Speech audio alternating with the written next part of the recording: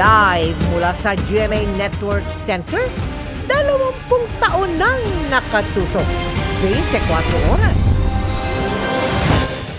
Magandang gabi po, Luzon, Visayas at Mindanao. Magtipid pang lalo dahil may mahigit 2 pisong taas singilang Meralco ngayong Hulyo. Katumbas yan ng mahigit 400 piso kung ang konsumo ng kuryente ay nasa 200 kilowatt-hour sa isang buwan. Bukod sa dagdag sa generation charge, tuloy rin ang pagpataw sa inutay-utay na dagdag singil mula Hunyo hanggang Setyembre. Nakatutok si Maki Pulido. Mula sa 3 tindahan bago ang COVID pandemic, isa na lang ang natitirang pwesto ni Luisa. Humina na nga ang bentahan, napapaliit pa lalo ang kita niya ng buwan ng Meralco bill na abot sa 5,000 to 6,000 pesos. Dahil masyadong malaki nga po ang nakukuha ng kuryente. Negosyo man ng mga bahay, tataas pa ang bill dahil sa dagdag na 2 pesos and 15 centavos per kilowatt hour sa singil ng Meralco ngayong Hulyo.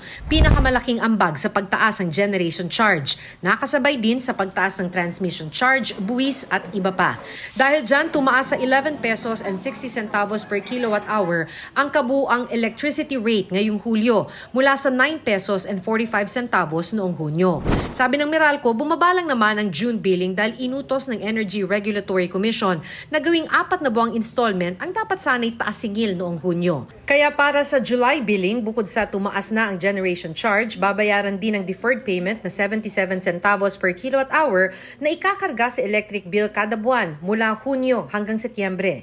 Meron na kaming disclaimer as early as last month na pagpasok ho ng July, anticipate nyo na po na malaki yung magiging pagtaas sapagkat babalik sa dating normal na level yung presyo ng kuryente plus yung sisingilin na deferred cost. Ang electricity rates depende sa konsumo mo ng kuryente.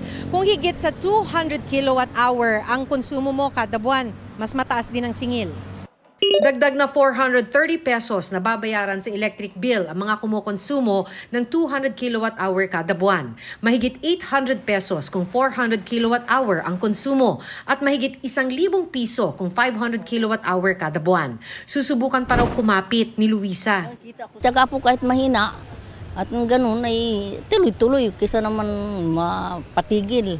Sa Agosto, may pag-asa naman daw bumaba ang singil dahil inaasahang bumaba ang demand sa kuryente. Kaya't maaaring bumaba rin ang bentahan nito sa spot market. Para sa GMA Integrated News, Maki Pulido, nakatutok, 24 oras. Posible pang magpatuloy ang ilang araw ng baha sa Mindanao dahil yan sa nabuong low pressure area sa loob ng Philippine Area of Responsibility na inaasahang magpapaloan doon. Nakatutok si Dano Tingkungko. Tinano po at malalim na pong tubig. Wala nang maaninag na lupa sa bahaging ito ng Datu, Montawal, Maguindanao del Sur dahil sa taas ng bahang dulot ng sunod-sunod na pag-ulan. Doble dagok pa sa mga residente ang pag-apaw ng Polangui River na nagpataas ng tubig. Kaya nagbangka na ang mga rescuer para mailikas ang ilan sa kanila. Ayon sa Maguindanao del Sur PDRRMO, aabot na sa 17 bayan ang apektado ng baha.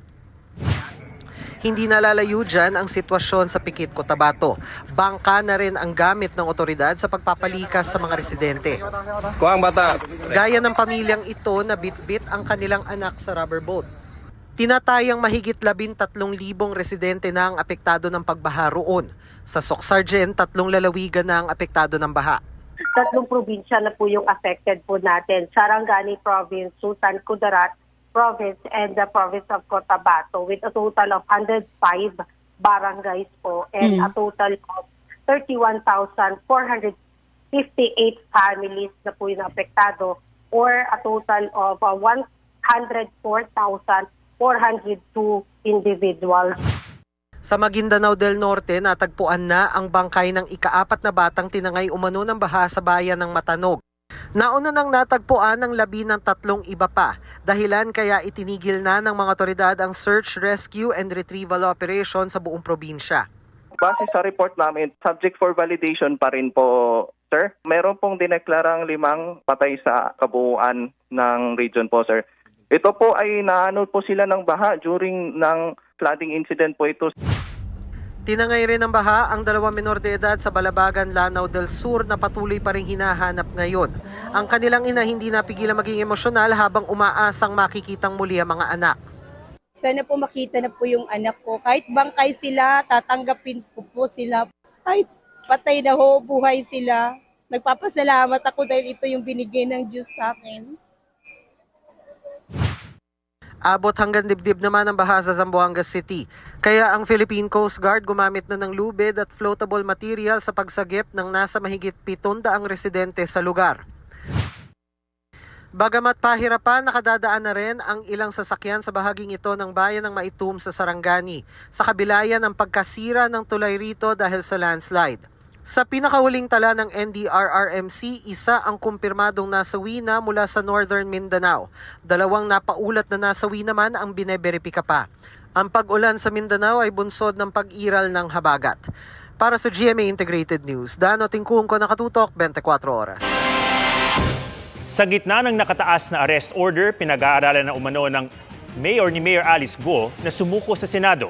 Ayon yan sa kanyang abogado na iginit ding di lumabas ng bansa ang alkalde. Nakatutok si Sandra Aguinaldo. 2 araw matapos magpalabas ng arrest order ang Senado, hindi pa rin lumulutang si suspended Bamban Tarlac Mayor Alice Guo. Kahit pa napuntahan na ng Senate Sergeant at Arms ang ilang sinasabing address nito. Sabi ng abogado niya, hindi lumabas ng bansa ang mayora. Kahapon magkausap kami, tagal din kami nag-usap, more than 1 hour. Sabi niya, nasa Pilipinas lang siya.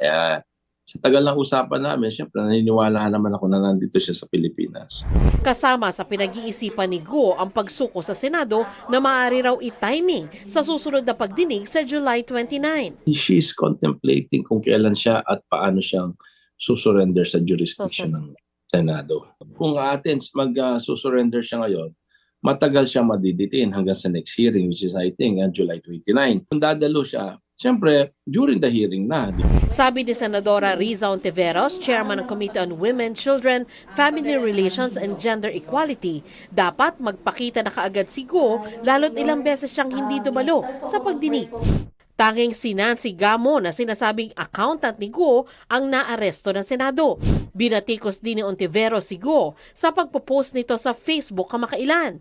Isa sa sinabi niya sa post, Pilipino siya at mahal na mahal umano niya ang Pilipinas. Pero burado na ang kanyang profile. Mayor Alice Guo o Guo Huaping, kung nakakapag-Facebook ka, siguro naman kaya mo nang humarap sa Senado. Ginamit mo pa ang Facebook para sa pagpapakalat ng fake news na Pilipino kayo. Hindi ka Pilipino, nakakainsulto sa mamamayan na ginamit mo ang nasyonalidad namin para magpayaman, manloko, at magpasok ng mga pogo na puro krimen ang dala sa bansa. Ibinahagi rin ni Ontiveros sa media ang impormasyon aniya mula sa Anti-Money Laundering Council o AMLAC. Sabi pa ni Ontiveros, ang kumpanya ni Guo na Baofu may direktang transaksyon sa account ni Hong Jiang-yang, kapatid ni Michael Yang na dating economic advisor ni dating Pangulong Rodrigo Duterte. May transaksyon din daw ang kumpanya ni Guo sa incorporator ng Hong Sheng, ang pogo na ni-raid sa Bamban. Who is Hong Jiang-yang, you may ask? Kapatid po siya ni Michael Yang. Yes, the same Michael Yang na dating economic presidential advisor kuno ni Duterte.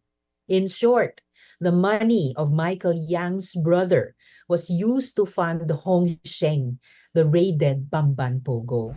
Dagdag pa ni Ontiveros, si Hong Jiang-yang ay may kaugnayan naman kay Gerald Cruz, incorporator ng Pogo sa Banban at isa rin sa incorporator ng Pharmally Biological. Naging kontrobersyal ang Pharmally noong administrasyong Duterte dahil sa issue ng overpriced na medical supplies. Sabi ko nga, mukhang one big happy Pharmally pala itong mga Pogo at Pharmally members. Baka nga itong Pharmally pala ang farm na kinalakihan ni Alice Guo. Puwera biro. Our Senate Committee on Women, Children, Family Relations, and Gender Equality will continue to dig deeper. Wala pang pahayag ang kampo ni Michael Yang sa mga pahayag ni Ontiveros, pero nauna nang sinabi ni Yang na wala siyang koneksyon sa iligal na pogo. Para sa GMA Integrated News, Sandra Aguinaldo, nakatutok, 24 oras.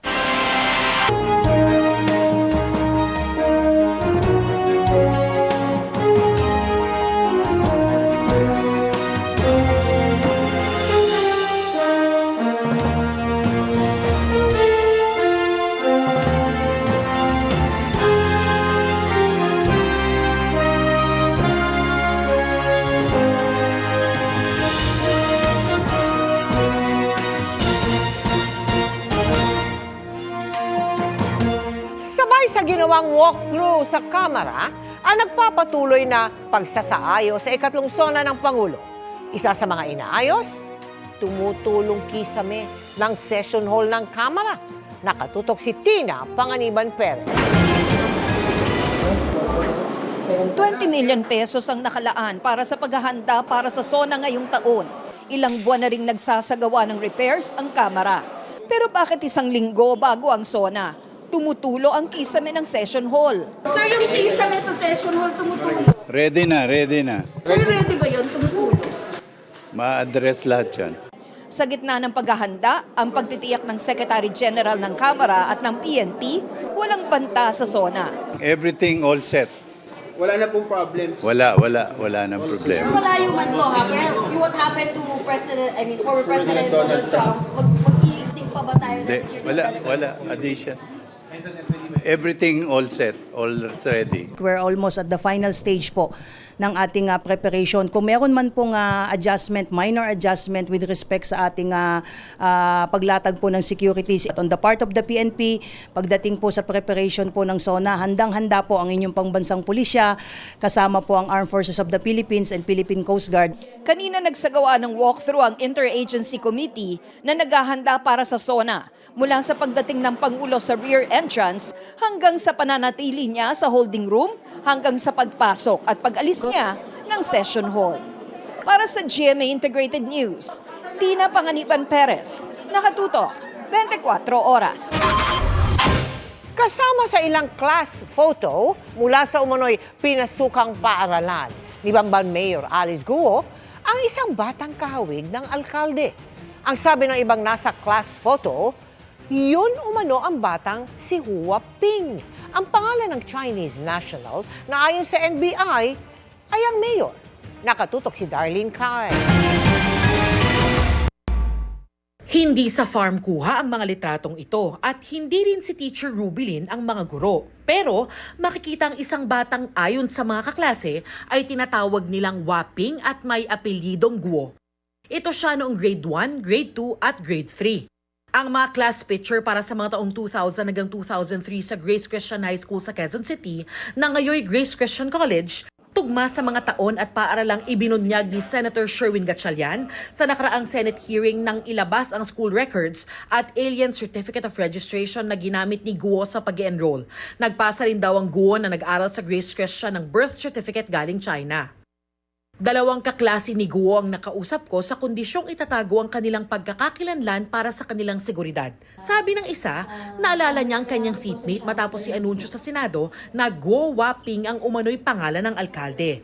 Naalala ko lang bigla, may Waping ko ako na classmate ng grade 2. Pag uwi ko sa bahay, sinearch ko yung class picture namin. Tapos, parang may ang galing kasi may resemblance nga siya. Ang seatmate na si Waping, mukha raw mas matanda ng ilang taon sa kanila, na karaniwang 8 taong gulang lang noon. Parang ilang years, 3 years, 4 years older siya. Isa rin siya sa pinakamatangkad na girls. Bukod sa tangkad niya, mas mature siya kumpara sa class namin. Hirap din daw makipag-usap si Waping sa Filipino o English pero bihasa sa Chinese. Yung Chinese accent niya before talagang mas makapal kumpara ngayon na kaya na niya mag-Tagalog. Pero nung naalala ko, parang barok talaga, putol-putol. At nang tanungin ko tungkol sa pangalan ng naging teacher umano ng alkalde, Mga naging teachers namin nung element, parang wala namang Rubilin.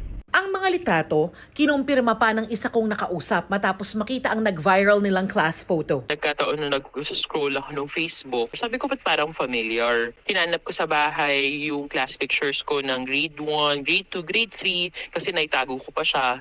And nakita ko, yun pala yung parehong picture. So nakita ko na classmate ko pala siya ng grade 1. Tapos nakita ko din, chinek ko din yung ibang class pictures ko. And pati grade 2 pala classmate ko din siya. Sinubukan naming pumunta sa Grace Christian College pero hindi kami pinapasok sa gate ng village. Hindi pa rin sila sumasagot sa aming email at message. Para sa GMA Integrated News, Darlene Kai, Nakatutok, 24 Oras. Happy Monday, chikahan mga kapuso! Dagdag sa humahabang listahan ng mga role ni Dingdong Dantes ang kanyang pagbabalik sa The Voice stage bilang host ng The Voice Kids. At may exciting announcement din si Dingdong para sa mga tumututok sa pinakamasayang family game show na Family Feud. Makichika kay Nelson Canlas. The Kapuso Primetime King. No less than Kapuso Primetime King Dingdong Dantes ang host ng kauna-unahang sabak sa GMA Network ng The Voice Kids. Bukod sa lineup ng coaches, excited na si Dong na ma-meet ang talented kids. As a dad of two, naiintindihan nga raw niya at magiging maingat siya sa pag-handle ng role na ibinigay sa kanya.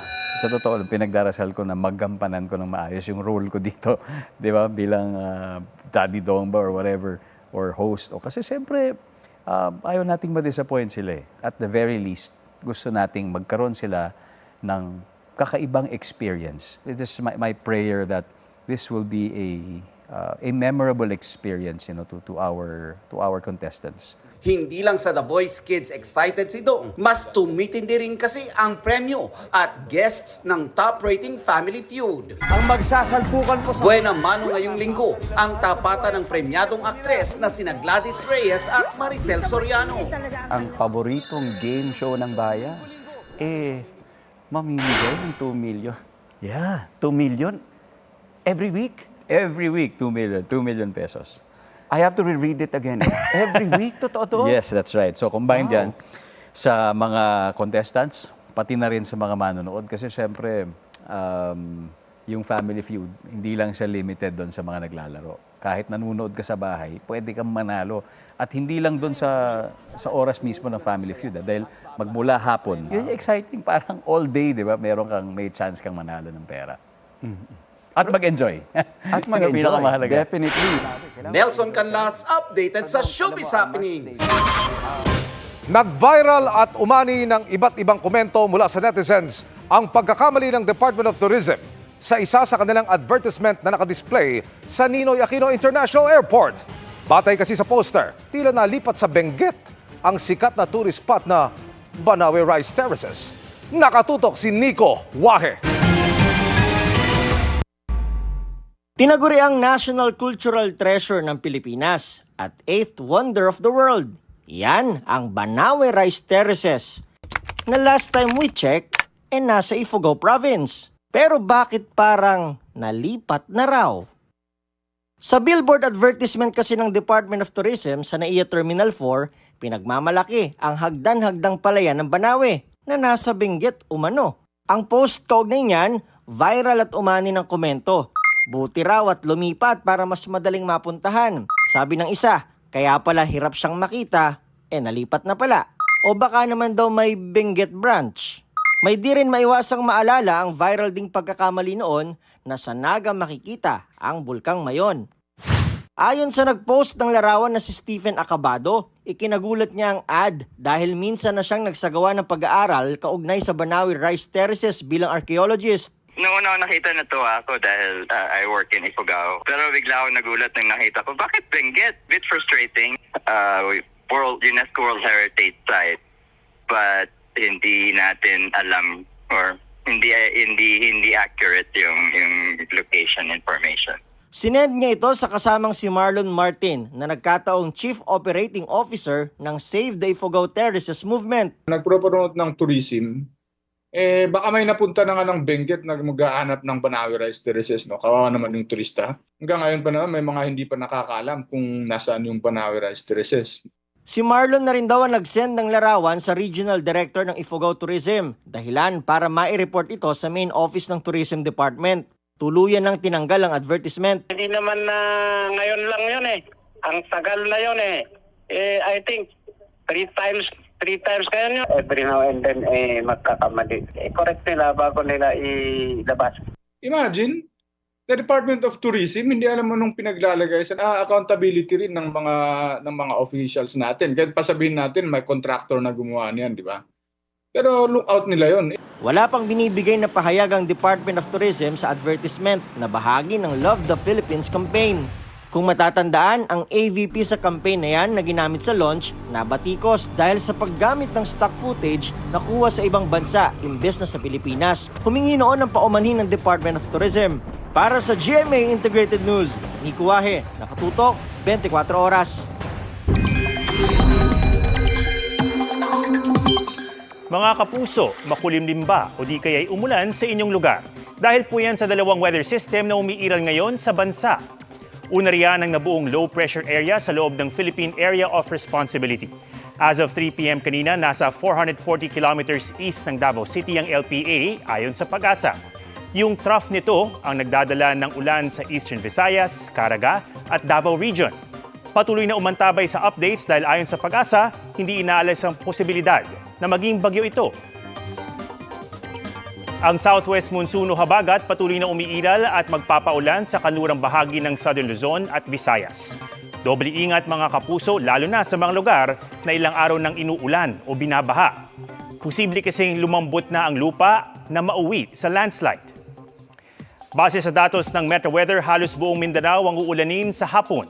May heavy to torrential rains sa Zamboanga Peninsula, Soxargen, Barm at ilang bahagi ng Davao Region. Magpapatuloy ang ulan na yan hanggang gabi. Umaga naman bukas ang ulan sa Samar Provinces. Pagsapit ng hapon, may heavy to intense rain sa halos buong Visayas, partikular sa Panay Island, Negros Provinces at Cebu. Sa hapon o gabi din ng ulan sa Luzon tulad sa Palawan, Mindoro, Bicol, Central Luzon at Cordillera. Di rin inaalis ang tsansa ng localized thunderstorms dito sa Metro Manila. Kaya abiso sa ating mga kapuso, huwag kalilimutang magdala ng payo.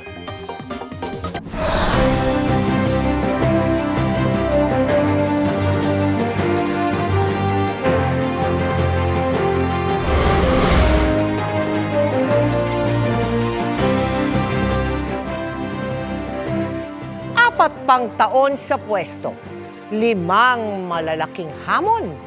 Tutukan natin ang mga yan ilang araw bago ang ikatlong State of the Nation address ng Pangulo.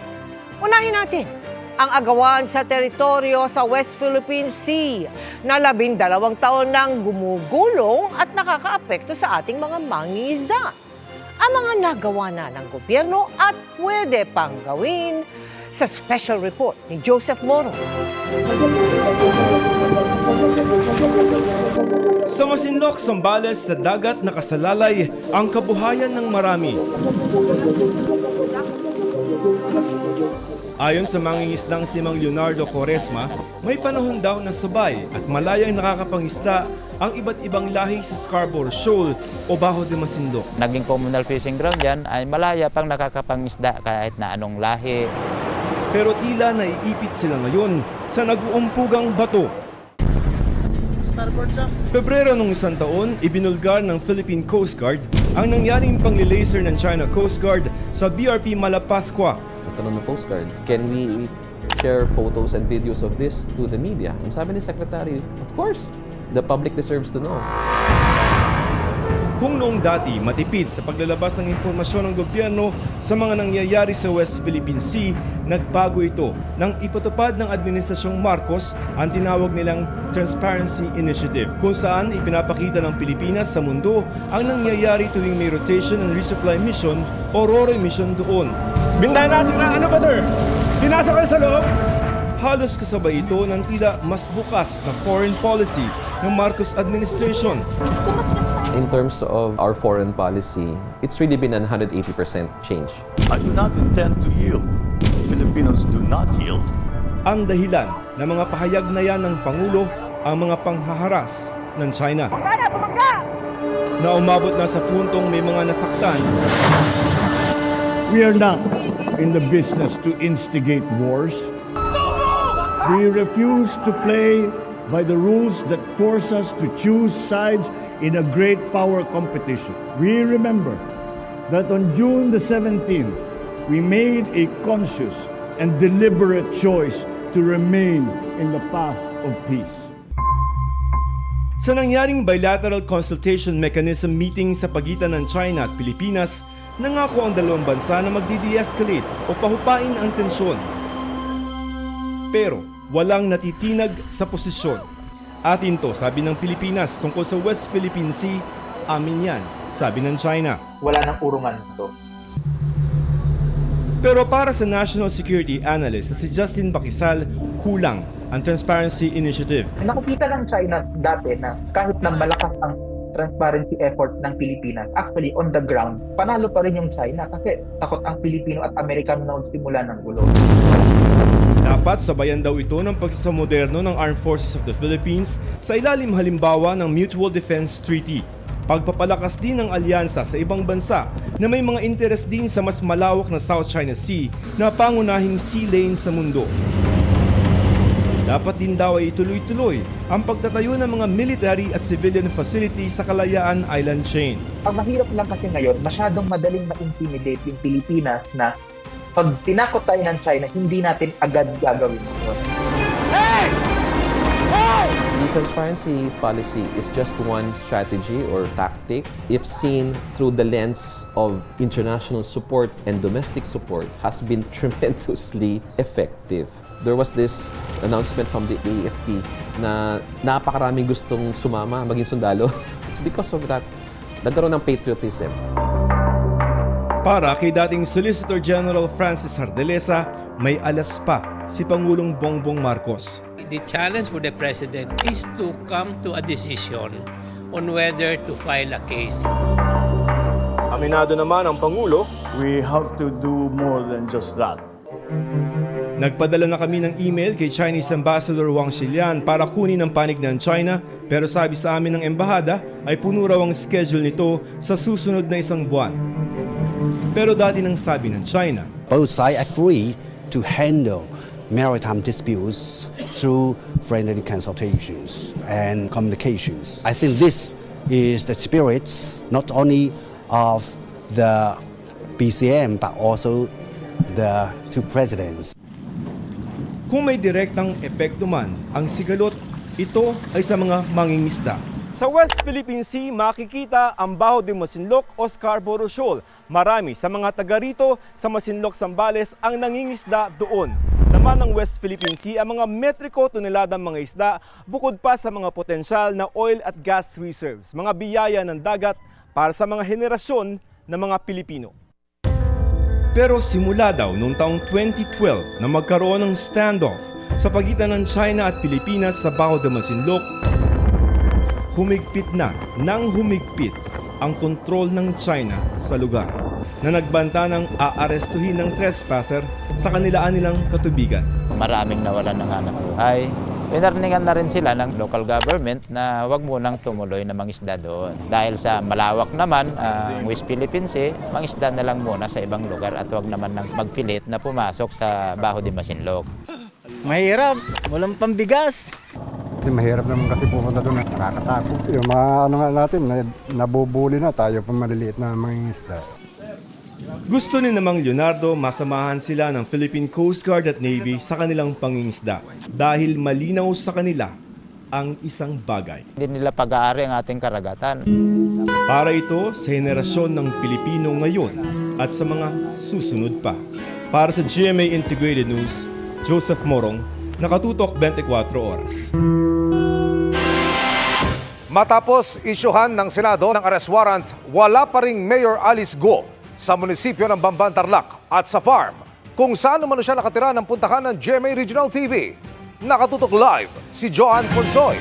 Joanne. Emil, 3 araw na tayong nakamonitor dito sa labas ng sinasabing farm ni suspended Mayor Alice Go, pero wala ni isa sa mga empleyado sa loob ang nais humarap sa media. Pero sa pakikipanayam naman ng PNP sa kanila, matagal na raw na hindi umuwi si Go dito sa lugar. Sarado pa rin ang farm sa Bamban, Tarlac kung saan umano nakatira si suspended Mayor Alice Go. 2 araw matapos puntahan ng mga kinatawan ng Sergeant at Arms ng Senado upang ihain ng arrest order. Nakasama noon sa perimeter control ang pulisya pero wala si Mayor Go. Hindi rin namataan si Mayor sa munisipyo ngayong araw. Ayon naman sa vice-alkalde ng bayan, mula nung inilabas ang arrest order ay wala namang na-monitor na nagprotesta o nagrally para sa alkalde. Hindi katulad nung una na per hearing talagang nag-rally, prayer rally. Wala na po ngayon, ma'am. Hindi na po tulad ng dati, ma'am. Tumahimik ngayon. Gayunman, ikinalungkot ng ilang taga-suporta ni Go ang kautusan ng Senado na arestuhin siya. Kaugnay pa rin niya ng di niya pagsipot sa mga pagdinig nito kaugnay ng mga pogo sa Bamban, Tarlac.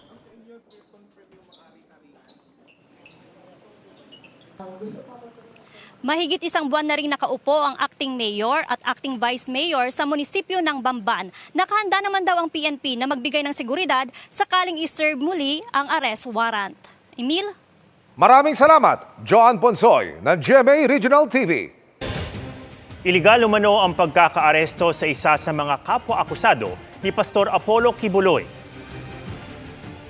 Ma'am Pauline even insisted for a lawyer, but she was never given anything. And for 11 hours, we never knew where she was. They subjected my client to an investigation without counsel. Alam mo, kung basahin nyo yung batas, bawal yun. Nakakapreso yun, 8 years to 10 years. Iginit yan ng legal counsel ni Kibuloy dahil hindi umano nabigyan ng pagkakataon si Pauline Canada na ma-assist ng abogado. Ibinibigay na niya ang desisyon kay Canada kung magsasampa ito ng kaso. Kapwa-akusado si Kibuloy at si Canada sa kasong paglabag sa Anti-Trafficking in Person Act at kabilang sa Finance Department ng Kingdom of Jesus Christ.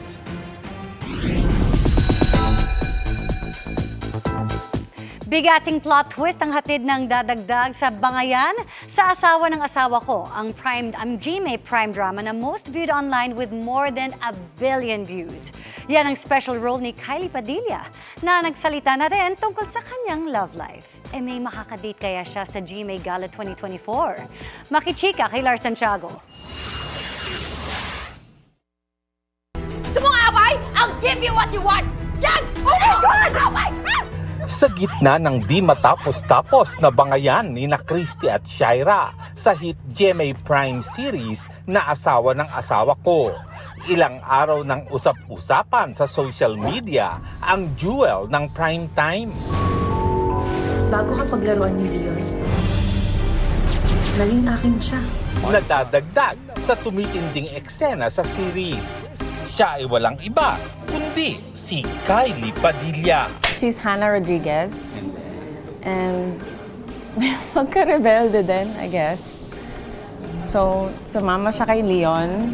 Naging kalasag siya when she was younger. Dati nang nakatrabaho ni Kylie si Raver Cruz. Pero first time niyang makasama sa acting project si Jasmine Curtis Smith.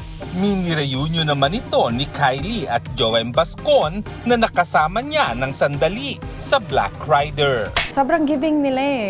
Tsaka sige lang na pumasok ako na may na-built na silang relationship with each other. And they were very welcoming for me. Na nung pumasok ako, parang wala naman akong naramdamang weird or like na-out ako. Wala. They were super welcoming to me. Puring-puri rin ni Kylie ang director nilang si Loris Guillen. Pagkatapos mag-taping ni Kylie sa Biyernes, maghahanda na raw siya para sa inaabangan ng lahat na GMA Gala. Excited si Kylie sa isusuot niyang gown na may pahiwatig raw ng kanyang pagiging sangre. It's one of the elements. Ayun na lang. Tinweak ko para lang bumagay sa theme. But, ganun pa rin. Baka very mystical pa rin yung dating. Element? Amihan? Tingnan natin. Secret. Mag-isa lang daw pupunta si Kylie sa gala dahil marami naman siyang makakasamang kaibigan doon. Wala mang partner sa gala. hindi naman daw malungkot si Kylie. Happy ka ba ngayon sa buhay? Oh yes, I'm very happy now. Very grateful. How about the love department? Love department. Masaya naman ako. Masaya. Lars Santiago, updated sa Showbiz Happening. Kasunod ng naunang pagsisiwalat na meron umanong halos 1 bilyong pisong inilipat sa bank accounts ng isang opisyal ng COMELEC, ipinakita naman ng isang dating mambabatas ang isang package. Laman umano nito ang bank records at listahan ng ari-arian abroad ng isang COMELEC official. Nakatutok si Mark Salazar. Ipinakita ni dating Caloocan Congressman Edgar Erice sa media ang natanggap niya umanong package mula sa Bahamas. Mga bank records daw ito at listahan ng ari-arian abroad ng isang COMELEC official. So nung binuksan ko, may 14 accounts. Yung isang COMELEC official. 14 accounts sa Seychelles, sa Bahamas, Singapore, Hong Kong. At I think China. Ngayon, itong 14 accounts nito, yung iba kasama niya, co-depositor niya, yung kanyang asawa. Ayaw ipasilip ni Erice sa media ang sinasabi niyang bank records na magpapatunay umano ng bribery. Merong mga Miro officials from Korea naghulog ng pera. Nandito, pati mga pangalan. Tapos pinadala dun sa mga bangko. Natanggap. Ito detailed, hindi ko lang papakita yung pangalan, pero ganyan kakapal yan. Detailed. Detailed yan, no? Pati yung date, time, andyan, kung paano na receive. Pati yung kanyang mga properties abroad. Tinanong si Erice kung sinong opisyal ng COMELEC ang nasa bank record. I will not name it because it's still not verified. Hindi naman to verified pa eh. Para maimbestigahan ng COMELEC, pinareceive ni Erice kanina sa opisina ni COMELEC Chairman George Garcia ang mga dokumentong tinatawag niyang The Bahamas Files. Ipinasilip ni Chairman Garcia sa GMA Integrated News ang mga dokumento. Yung mga pinadala sa akin, yung pinareceive kaninang umaga, pare-parehas po yung font. Para isang tao lang ang gumawa ng lahat, may mga bago lang na account number.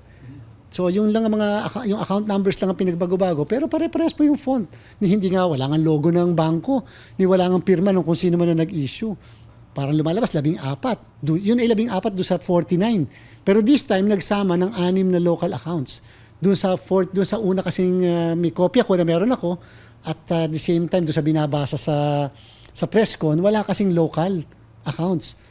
Sinubukan daw i-verify ni Garcia ang isang account sa listahan ni Erice.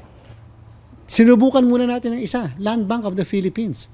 At dito sa Land Bank of the Philippines, napakaliwanag. Sinabi ng Land Bank, hindi nag-i-exist ang account na yan. Walang ganyang klaseng account. So ano ibig sabihin? Spurious ang account. Iisa-isahin daw ni Chairman Garcia ang mga bank account para makuhanan lahat ng bank certificate para pabulaanan ng mga bintang. Nakakalungkot. Sobra ako nalulungkot sapagkat ako inaakusahan, ako ang naghahanap ng ebidensya. Ako inaakusahan, ako nagpapatunay na mali. Hindi ba dapat yung nag-aakusa sila ang nagpo-prove? Doon ako nalungkot. Hindi pa pala verified. Hindi pa pala nakikita, nalalaman o nagtatanong man lang sa mga bangko o nag-i-inquire. Hindi verified, nilabas sa publiko. So, anong ibig sabihin? Anong purpose? Para naman daw sa mga bank account sa ibang bansa, nakipag-ugnayan na raw siya sa Anti-Money Laundering Council. Sa oras na mapatunayan daw ni Chairman Garcia na pineke ang mga bank records para siraan siya, pwede siyang magkaso ng falsification of records laban sa mga naglabas nito. Tatandaan natin, kahit ang isang hayop, pagka nasusulong, dalawa lang ang pinag-iisipan niya, tumakbo o lumaban. Kung ako hayop, pinili kong lumaban. Hindi ko piniling tumakbo. Para sa GMA Integrated News, Mark Salazar, nakatutok 24 oras. All cheers ng fans para kay BTS member Jin, na torchbearer ng South Korea sa 2024 Paris Olympics.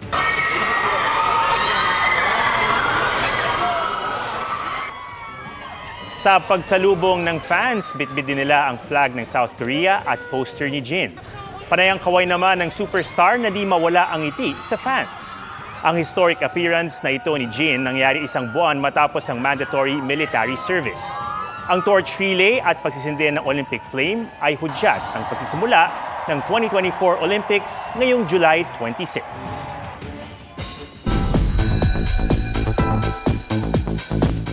5 days to go bago ang grandest industry event of the year na GMA Gala 2024. Pero mga kapuso, alam niyo bang pwede kayong makatanggap ng exclusive invitation? Alamin kung paano sa chika ni Nelson Canlas. An evening of beauty, glam, and purpose. Yan ang GMA Gala 2024 na gaganapin sa July 20. Ang grandest industry event of the year. Dadaluhan ng biggest and brightest kapuso celebrities at iba pang personalities. Hindi biro ang pagmamount ng malaking event na ito na ipinakita sa Beyond the Carpet, Road to GMA Gala 2024 documentary ng Sparkle. We want to celebrate Philippine Pride this year also, especially since we have this very big upcoming drama, Pulang Araw. We want to instill a sense of nationalism. It's very important, especially given our current situation. No? It's important, especially for the youth, to be proud of their heritage, to be proud of their nation. Isa ring fundraising event ang GMA Gala para sa GMA Kapuso Foundation. Aside from the biggest stars and personalities, may iba pang maaaring maimbita sa GMA Gala. Ang mga nanalo sa GMA Gala Makeup Challenge. Get ready with me for today's video. Pero pang GMA Gala, from fresh in a pink robe to fierce in a black gown, slay kung slay si Sanya Lopez. Ang mga kakasa sa makeup challenge na ito magkakaroon ng chance to win an exclusive invite to the grandest industry event of the year. To enter, follow at Sparkle GMA Artist Center on TikTok at i-upload ang Gala Ready Look and tag Sparkle with the official hashtag GMA Gala 2024. Ang stars getting ready na for the grand night. Si Isabel Ortega, tila may ilang gowns ng pinagpipilian. Si all-out Sunday star Anthony Rosaldo, pina-finalize na ang peg for his suit. Si Rahil Birria at Dustin Yu, nakapag-fitting na sa kanilang designer na si Martin Uy. Nelson Canlas, updated sa Showbiz Happenings. At yan ang mga buwan naman akong chika this Monday night. Ako po si Iya Arellano. Miss Mel, Adam, Emil. Salamat sa iyo, Iya. Thanks, Iya. At yan ang mga balita ngayong Lunes. Ako po si Mel Tiangco. Ako naman si Atom Araulio para sa mas malaking misyon. Para sa mas malawak na paglilingkod sa bayan, ako po si Emil Sumangil. Mula sa GMA Integrated News, ang News Authority ng Pilipino. Nakatuto kami 24 oras.